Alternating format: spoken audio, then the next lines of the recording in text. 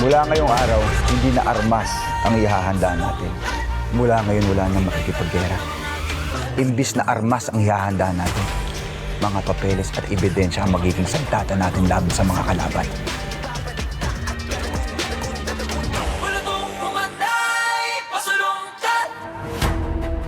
Hindi na ako magpapaligoy-ligoy pa, Arko.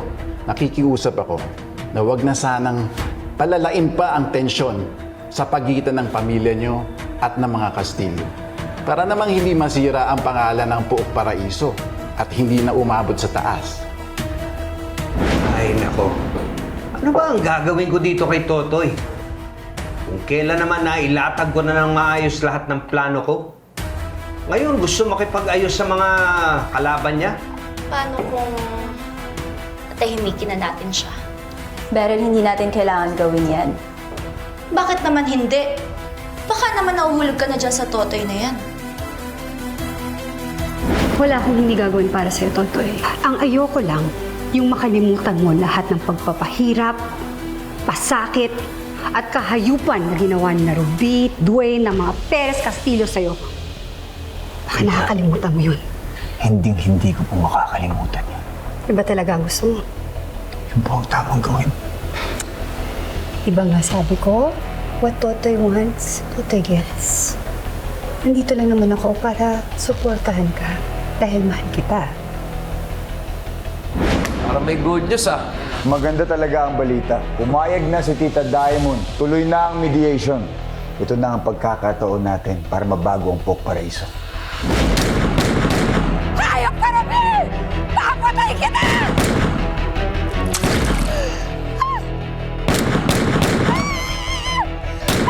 Papatay kita! Nakita tayo kay Fiesta! Vera? Vera? Pero okay ka lang? Ano problema mo? Oh. Jod, pasensya na talaga sa abala pero kaya ako pumunta dito dahil may kailangan malaman si Toto. I was this close in getting my revenge! Pero ano, pinigilan ako ng pamangkin ko! Pero hindi. Hindi ibig sabihin nun na titigil na ako. Papatayin ko pa rin si Ruby. Pahihirapan ko siya, dahan-dahan ko siyang papatayin. Gaya ng pagpapahirap niya kay Totoy, gaya ng pagpapahirap niya sa akin. Sa atin dalawa!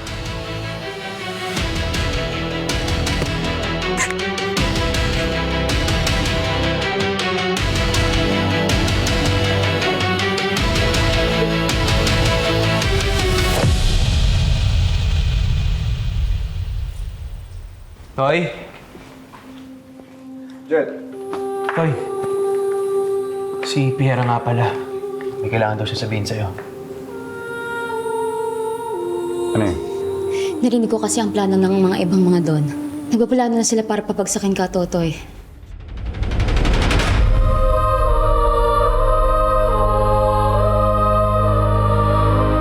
Makikipag-alyansa na sila kay Don Silvio. Matagal nang gustong gawin ni Don Paco yan. Alam mo yung pinaka-ayoko sa lahat? Ang Judas. Yan na nga ba ang sinasabi ko eh. Hindi lang malalaking investment ang mawawala sa atin, pati mga kaalyado. Kaya kailangan matuloy yung peace meeting. Kailangan malaman ng mga ordinaryong tao kung paano sinusuportahan ng mga mayaman at mga makapangyarihan ang illegal drug business ni Don Silvio. Toy, pag ginawa mo yan, pag siniwalat mo, malaking gulong mangyayari. Hindi ba yun yung punto ng ginagawa natin? Kaya natin hinaharap ang mga kalaban. Kailangan natin silang panagutin. Hindi lang para sa mga atraso nila sa atin, kung hindi para sa mga atraso nila sa lahat ng ordinaryong tao ng Pook Paraiso.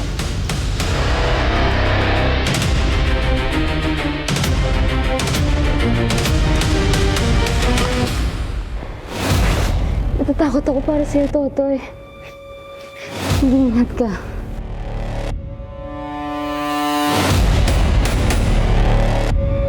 Lalo dumadami ang mga kalaban mo.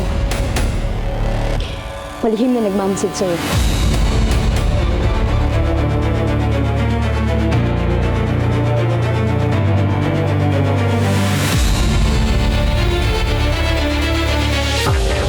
Isa puso ang pagkamandirma. Isa puso, alaman. Basta mga kalasag, huwag ka karagarag kumanda kung pumalag. Di mo ba nakikita yung mga nasa laot? Mga balangay na daladala yung mga salot. Mga katawan na katapal ng bakal. Wala tayong labang kukawal sa kawal. Pero pag sama-sama natin palibutan, ewan ko na lang kung hindi sila kilabutan. Patakas yung mga panapararaw. Sabi ko mga lupay ko malaw. Ang mga mapusaw, magiging naso. Kapag kanilang baluting balutin ang palaso. Wala kong umanday, masuluntan. Maghintay ka lang ng mga gimbal. Ay, totoo.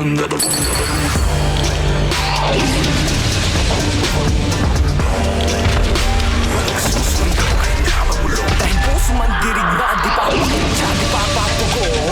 Puso man dirigma, di pa padiktaan. Gunda-gunda-gunda. Sila yung nagalo ko pala sa tinalupan. Kami yung manalo na rumari parang ulang. Para ba sila yung nagitahit ng mungunan? Teka sandali, mga gawin ko yung nabura. Ako na mong pawala, ako yung nakatira. Tuwers para ditang bundo. Magano sa pagkasala yung tamyento. Teka nga, sino ba nagpapapapel? Mga pangalan na tinala sa papel. Alam mo bang ibahagi, wag na akong pumapel. Kung hindi din ang sino nagawa sa papel. Wala kong umanay, masalungkat. Maghintay ka lang ng mga imbal.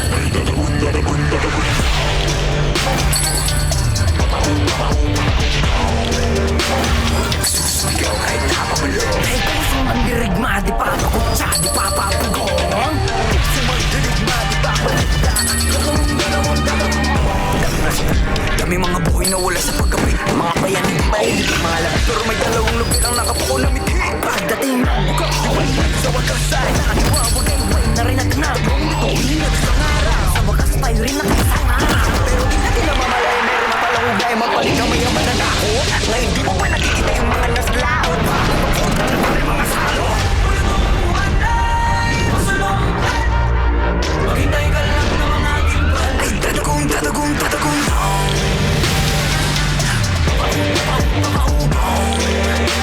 Nagsusumigaw ay nakapulo. Dahil puso man dirigma, di papakutsa, di papapugong. Puso man dirigma, di papadikta. At tatagong, tatagong, tatagong.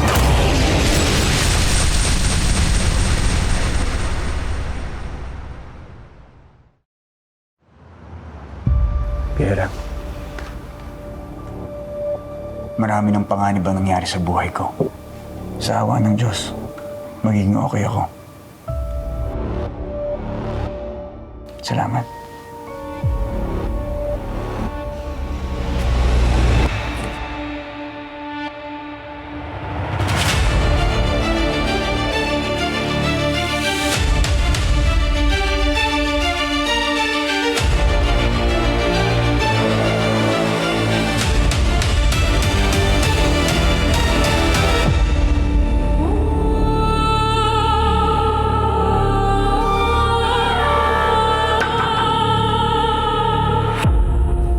Kayo. Sinira niyo ang pamilya ko. Sinira niyo ang buhay ko. Bawat isa sa inyo wala akong isasalba. Lahat kayo madadamay sa gulong kayo ang nagsimula.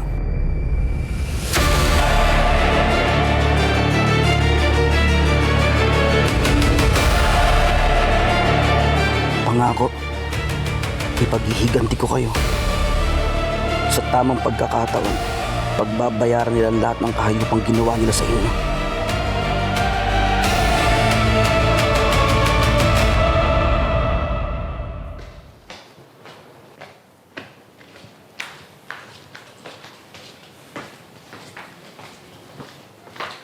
Uy, Jet. Lo, Ikaw ba okay ka lang? okay lang ako. We.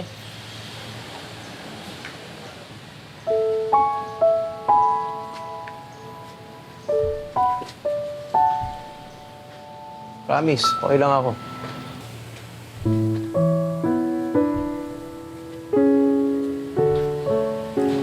Okay dito. Matanong lang ito. Sino kalaro mo dati ng bata tayo? Si Totoy ba? Hindi, no? Oh. Di ba si Emerald tsaka ikaw yung lagi kalaro ni Totoy? Tapos ako, tapos ikaw ang lagi magkalaro? Ba't mo naman tinatanong yung mga ganyang bagay? Alam. Para kasi nagulat ako eh. Nagulat ako, parang bigla naging close kayo ni Totoy ng ganyan. Yun naman kayo ganyan dati ah. Umamint ka nga. Sasalos ka ba? ka magselos. Vincent, kilala kita pag hindi ka nagsasabi ng totoo. Huwag naman magtampo sa akin.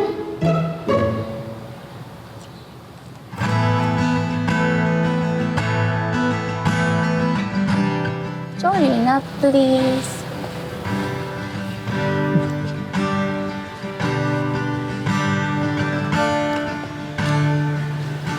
Hindi ako nagtatampo sa'yo. Pasensya ka na kung nailang ka kanina, ha? Huwag kang mag-alala.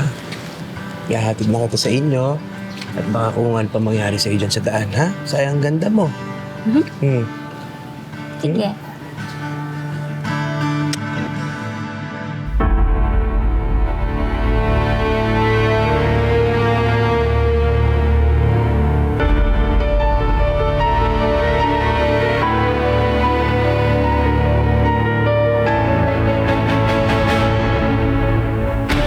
Pakis?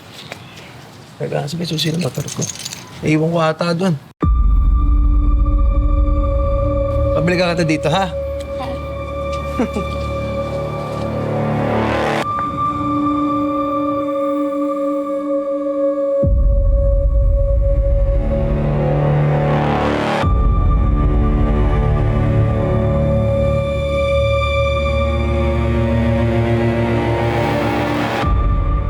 Yera, long time no see.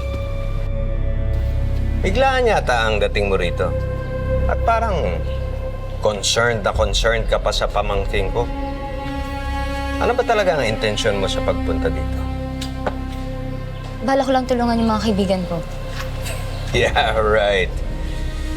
Hindi kaya padala ka lang ni Don Silvio. Ha? Hindi ah. Hindi ko rin naman isusubok kung may malalaman ako.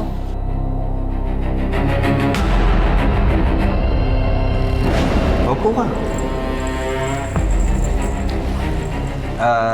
Piera, alam kong malapit ka kina Jet at Totoy. Kababata mo sila, di ba? Opo, engineer ko. Babayaran kita ng malaki. Madali lang ang gagawin mo. Sundan mo lang lahat ng kilos ni Totoy. Gamitin mo si Jet para makalapit sa kanya. Ay, hindi ko po magagawa yun. Lalong-lalo na po kaibigan ko si Jet.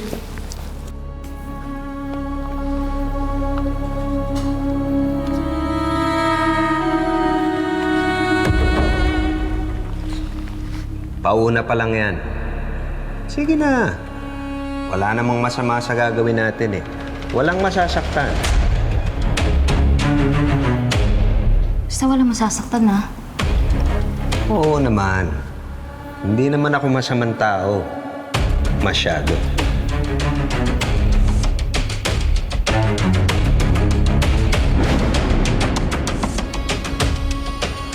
Dediretsohin na kita. I don't trust you.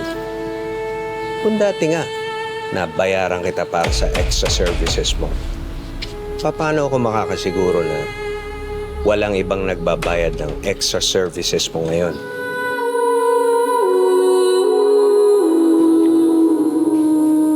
Maniwala kay engineer. Malinis ang pagpunta ko dito.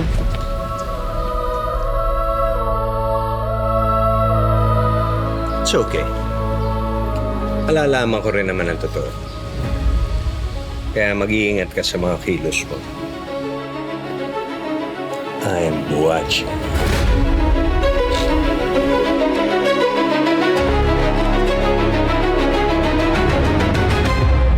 Vera?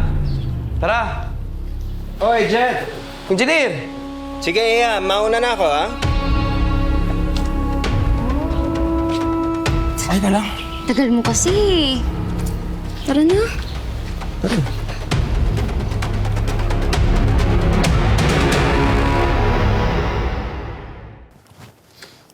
Hi, boys. Engineer. Uy, thank you. Totoy, nabalitaan kong naging successful daw yung therapy session nyo ni Amethyst. Good job, kid.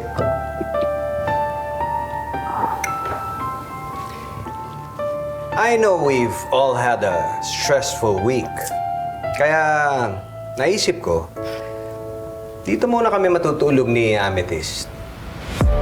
Para makapag-banding naman tayo. Tama. Diba? Tama.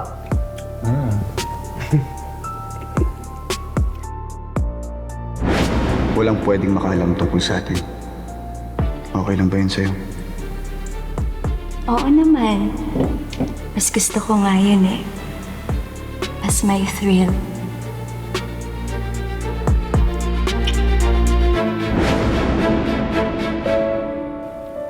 Nga pala, Totoy, handa na ang mga lawyers natin. Ibibrief nila tayo tungkol dun sa peace meeting na magaganap. Meron naman tayong sapat na ebidensya na ipapakita laban sa mga Kastilyo. Okay, Tito.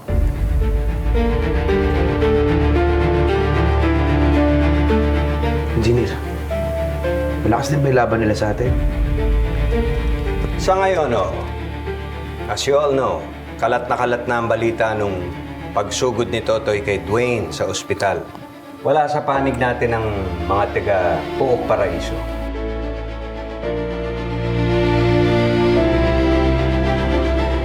Paano kaya natin uli makukuha ang tiwala at suporta ng mga tao? Tingin mo, Tay.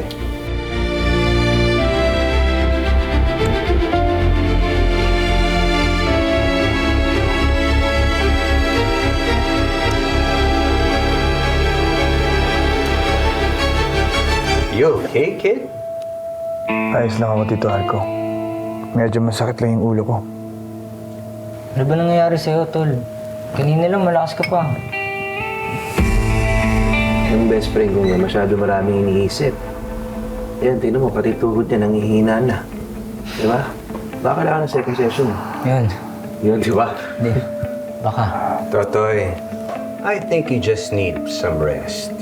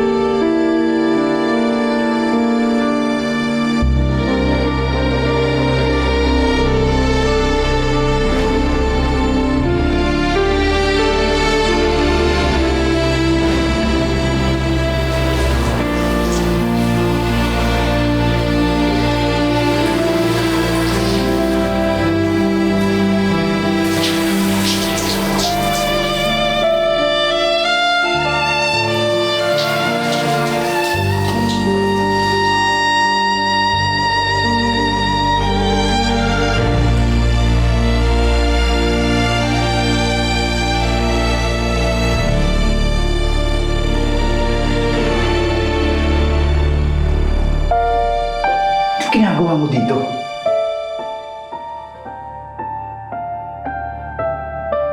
Did I tell you? Ako nang bahala sa sakit ng ulo mo. Teka, baka may nakita sa'yo. I'm as fast as a cat. Don't worry. Walang nakakita sa atin. You're safe with me.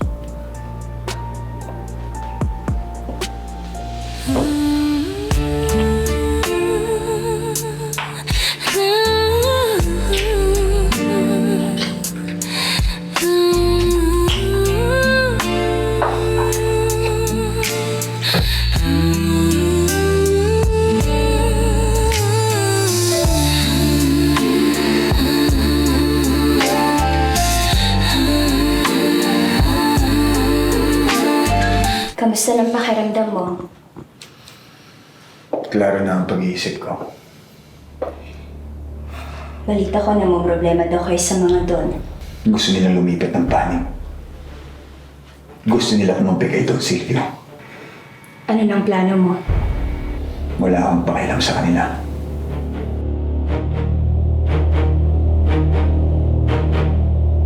May sapat na yaman yung pamilya ko Hindi ko kailangan yung mga traitor na yun. Delikado na yung mga susunod mong hakbang, Totoy. Binuon nila ang alyansa nila para sa mga mayayaman. Panahon na para makinabang ang mga maliliit. Gagawin ko ang tama.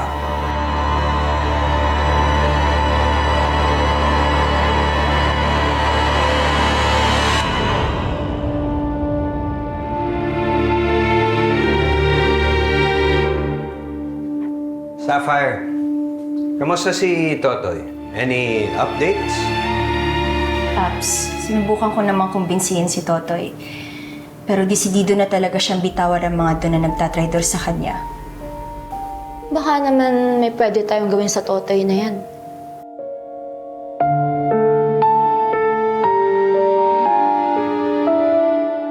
Subukan mo lang ituloy yung sinasabi mo, ako mismo tatapos sa'yo. Kalma. For a cold-hearted assassin, masyado ka naman yatang emotionally attached dyan sa Totoy niya. Beryl, isa pa. Ito huling beses ko nang sasabihin sa inyong dalawa, kaya isaksak nyo na sa mga utak nyo. Kadugo ko pa rin si Totoy. Hindi ako ganun kademonyo para patayin ang sarili kong pamangkin.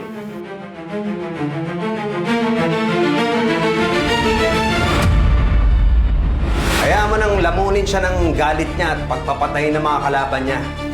Ang magagawa lang natin, protektahan si Totoy. Dahil kailangan pa natin siya.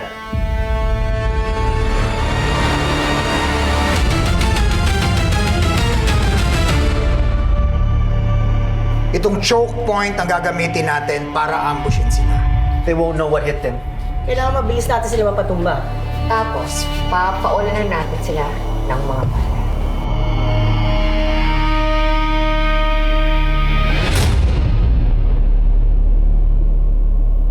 Rocky, Amber, kayo na ang mamuno para ambushin si Totoy Bato. So, presahin niyo sila ng lakas ng Kastilyo. Consider it done ba? Yes, pa.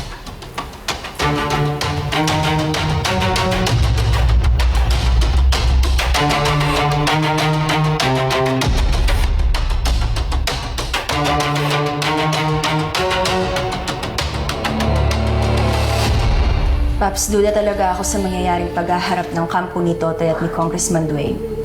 Ako rin. Hindi ako makapaniwalang basta-basta na lang papayag ang mga Kastilyo sa isang settlement. Kilala ko si Don Silvio. Hanggat makakapandaya yan, gagawin niya. Kaya uunahan na natin siya. Whatever the hell he's planning. Paano? Naatakihin natin yung kalaban? Right. Pero hindi papayag si Totoy na may mangyaring gera ulit. At sino naman may sabi sa yung ipapaalam natin kay Totoy ito?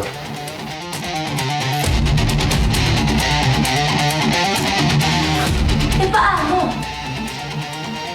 Bago pa lumarga ang grupo ni Totoy,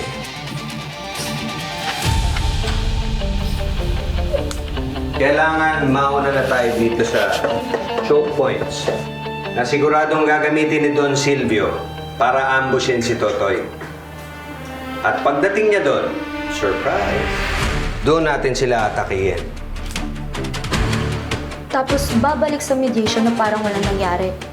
Of course. Kailangan ang plano natin. Suabe.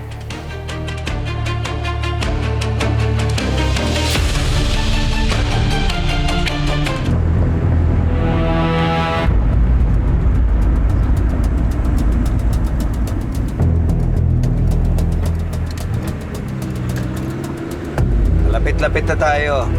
Tandaan nyo ha, kailangan malinis ang trabaho.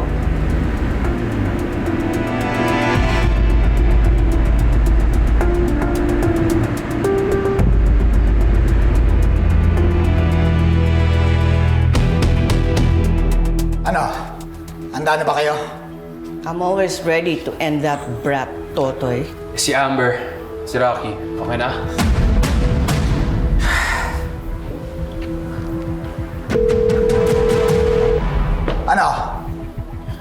Kamusta kayo dyan? Nakapwesto na ba kayo? Yes pa, nandito na kami. Kapag lumabas yung convoy ni Totoy, papalibutan namin siya agad. Huwag kang mag-alala. Kami ang bahala. Good. Hindi na rin makakaporma yung Totoy na yan kapag na-execute natin ito ng maayos. Sa ngayon, kayo nang bahala at i-update nyo ako, ha?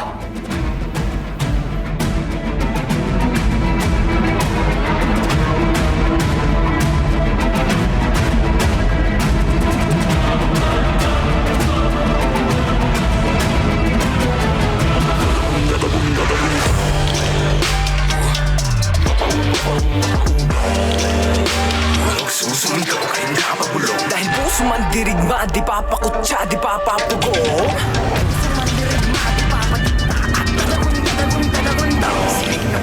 Sila yung nagalo ang balat sa tinalupan. Kami yung panalo pero bakit parang ulan? Kinakabahan ba kayo?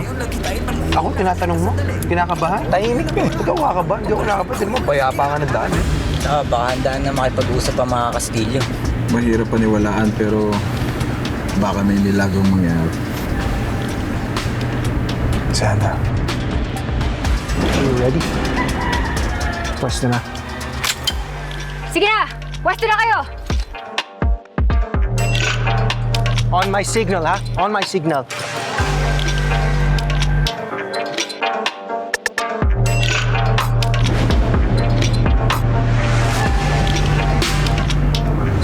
Ria, dito lang ako sa auto. Hindi na ako bababa. Ayoko nang makita ako ni ate. Baka magkagulo ba? Okay. Basta gawin mo lang ang sinabi kong gawin mo. And then let's give them the time of their lives. Sa ngayon, pumunta na tayo kay Mayor. Doon na natin i-meet sina Rocky at Amber. Alert everyone. We're almost there. Let's get this party started. That is.